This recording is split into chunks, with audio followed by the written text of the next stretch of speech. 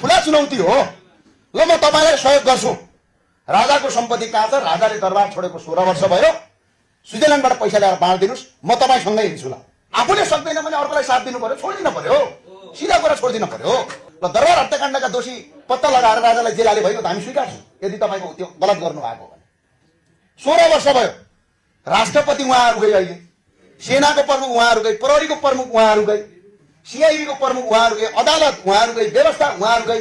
3 पटक प्रचण्ड प्रधानमन्त्री हुने, 2 पटक केपी ओली प्रधानमन्त्री हुने, 16 वर्षदेखि शेरबहादेव प्रधानमन्त्री भएको भएछन्। अनि यिनीहरूलाई दरबार हत्याकाण्डको दोषी पत्ता लगाउन चाहिँ कसले रोक्यो? यदि तपाईको हो भने त्यस्ता अपराध बोल्न पाइँदैन। अब आउने संसदमा प्रचण्डलाई क्वेसन उठ्छ, उहाँले बोलेका बोली फिर्ता लिनुपर्छ।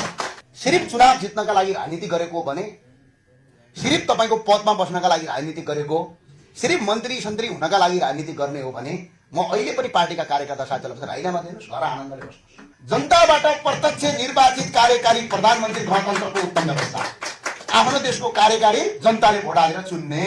दरबार हत्याकाण्ड हुँदाखेरि प्रधानमन्त्री कांग्रेस, आज गगन कुमार थापाले बोल्नुहुन्छ ठाउँ ठाउँमा, म उहाँलाई चुनौती दिन चाहन्छु।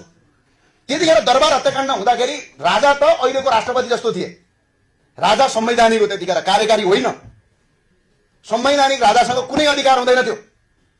कार्यकारी अधिकारको प्रमुख गिरिजा प्रसाद कोइराला कांग्रेसको हुनुहुन्थ्यो, उहाँले किन अनुसन्धान गर्न सक्नु भएन? गृह मन्त्री अहिलेको राष्ट्रपति रामचन्द्र पौडेल हुनुहुन्थ्यो, अहिले पनि जीवित हुनुहुन्छ, उहाँले किन कारबाही गर्न सक्नु भएन? त्यो भएको हुनाले राजा हिन्दू राष्ट्रको बारेमा बोल्दाखेरि 10 पटक सोच्नुपर्छ। घरको अभिभावकको बारेमा जे मन लाग्यो त्यही बोल्न पाइँदैन।